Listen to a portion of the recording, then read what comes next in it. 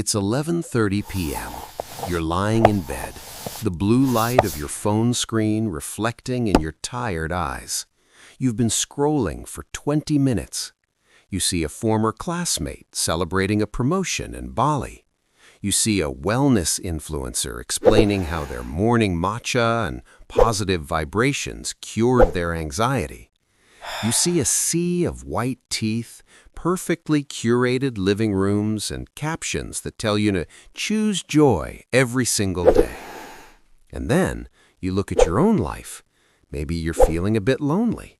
Maybe you're just exhausted. Maybe there's a heavy, gray feeling in your chest that you can't quite name. And suddenly you feel worse, not just because you're sad, but because you feel like you're failing at being happy. You feel like you're breaking some invisible social contract that demands you be vibrant and optimized at all times. Have you ever felt like your own sadness was a secret you had to hide? Like your lack of enthusiasm was a personal flaw? Today, I want to tell you something that might sound shocking coming from a psychologist and a student of Buddhism. The obligation to be happy is the most sophisticated form of torture in the modern world. We are living in a prison of the permanent smile, and the desperate attempt to fix your sadness just so it fits into a world that only rewards happiness is exactly what is making you sick. In this video, we are going to dismantle this prison. We're going to look at the biology of why forced positivity backfires, the Buddhist wisdom of the second arrow, and I'm going to give you a set of tools to finally stop performing and start actually living. Before we dive into the science, I want you to imagine a story. Centuries ago, there was a hidden valley where the people believed that their collective happiness kept the sun rising. To ensure the sun never failed them, the king decreed that every citizen must wear a golden mask in public. These masks were beautiful, crafted with permanent, radiant smiles and bright, wide eyes. From a distance, the valley looked like paradise. Thousands of golden faces reflecting the sun, a sea of eternal joy. But inside the masks, things were different. People were sweating. Their jaws ached from holding their faces in a way that matched the metal. When someone's mother died, they cried behind the gold, the salt of their tears stinging their skin, but they never took the mask off. They were terrified that if they showed a dark face, the sun would stop shining and the community would cast them out as a bringer of shadows. One day, a wandering monk entered the valley. He wasn't wearing a mask. His face was lined with age, his eyes were tired from the road, and as he sat by the village well, he began to weep. Not because he was miserable, but because he was moved by the beauty of the water. The villagers huddled around him, horrified. They hissed, "Put on a mask! You'll ruin everything! Don't you want to be happy? Don't you want the sun to rise?" The monk looked up, his face wet and raw, and said, "Your masks are made of gold, but they have become your cages. My tears are real, and through them I can actually see the world. You are so busy pretending to be the sun that you have forgotten how to love the rain." Does that feel familiar?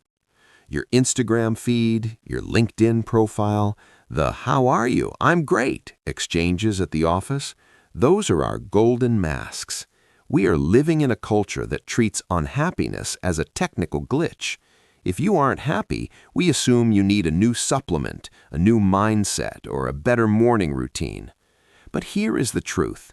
Trying to curate your emotions so they are more marketable is a form of violence against your own soul.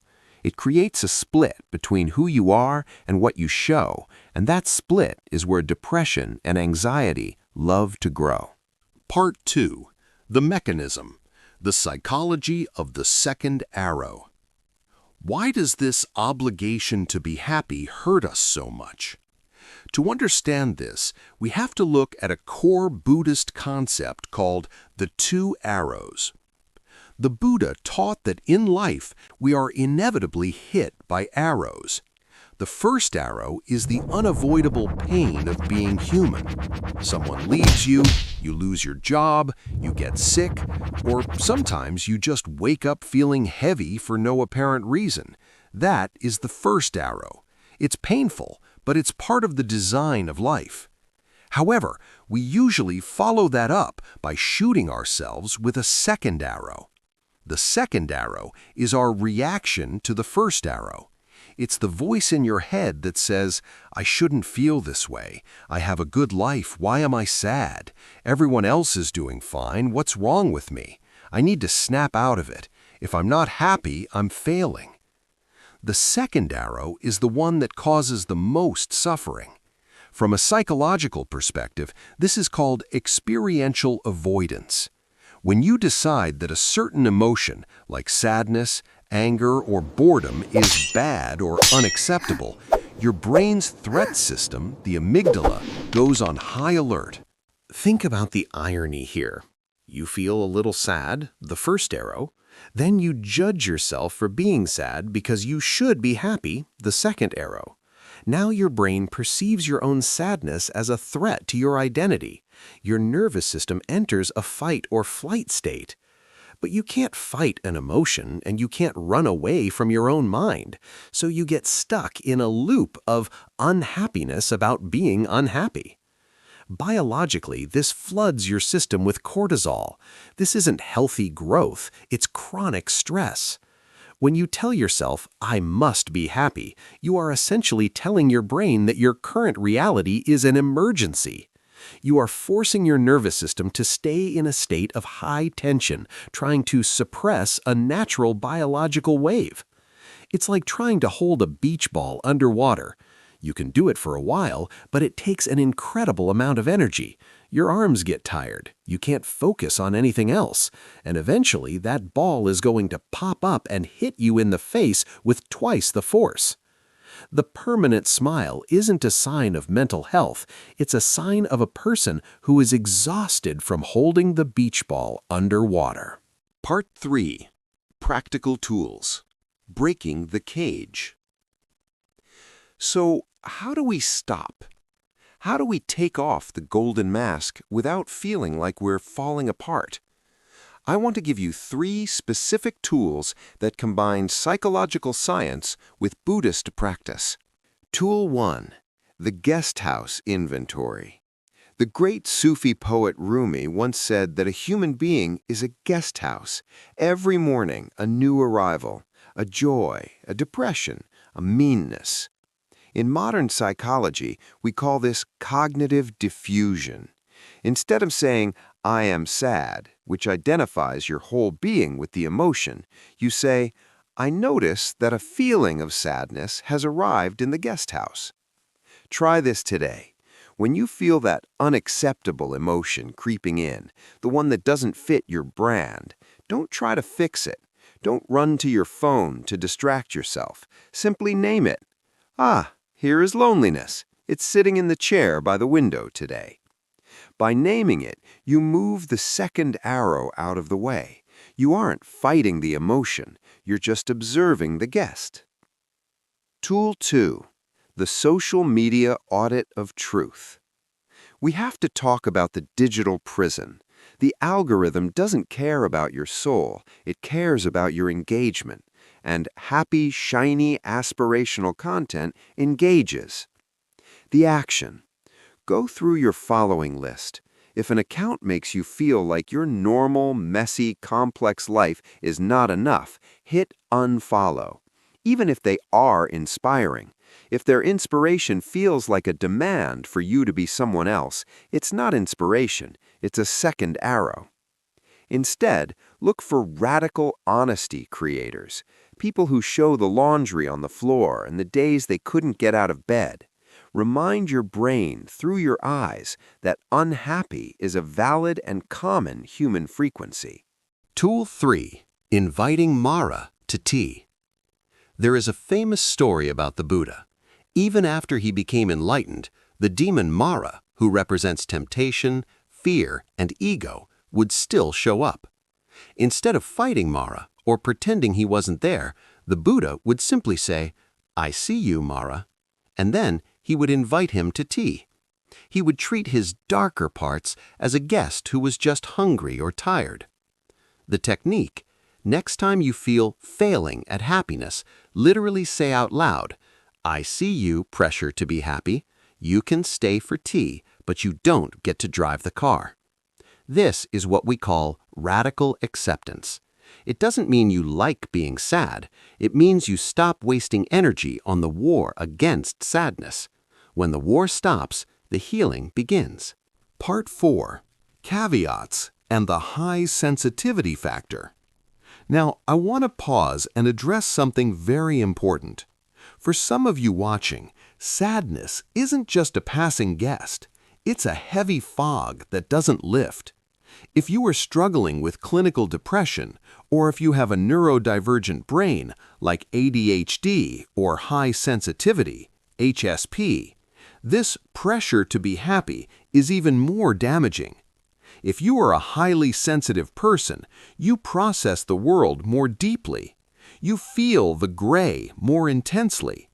To you, the golden mask isn't just heavy, it's crushing. Please hear me. Your sensitivity is not a defect. You are like a high-end microphone that picks up sounds others miss. Yes, that means you pick up the feedback and the static, but it also means you pick up the symphony. If you find that your unhappiness is affecting your ability to function, if you can't eat, sleep, or find any meaning, please reach out to a professional. True Buddhist practice and true psychology both recognize that sometimes the guest house needs a renovation that only a doctor or therapist can help with. Asking for help isn't failing at being Zen, it's the ultimate act of self-compassion. Part 5. Psychological support. The sky and the clouds. I want you to take a deep breath with me, right now. In through the nose and a long, slow exhale. You have spent so much energy trying to be good, so much energy trying to be balanced, productive, and happy. I want to give you permission to be unfinished. In Buddhism, we often use the metaphor of the sky. Your true nature, your consciousness, is the sky. It is vast, clear, and unaffected by what passes through it. The emotions, the happiness, the sadness, the failure, the Bali vacations, the lonely Tuesday nights, those are just clouds.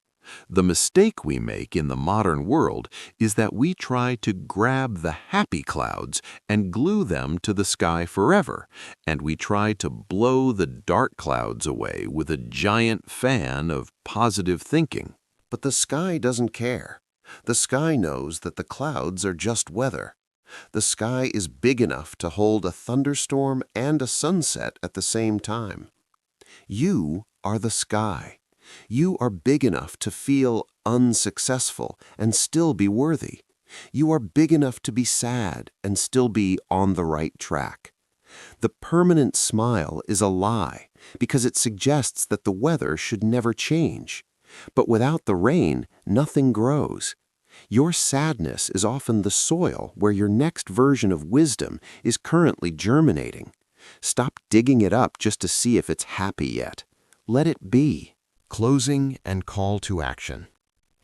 If you take one thing away from our time together today, let it be this.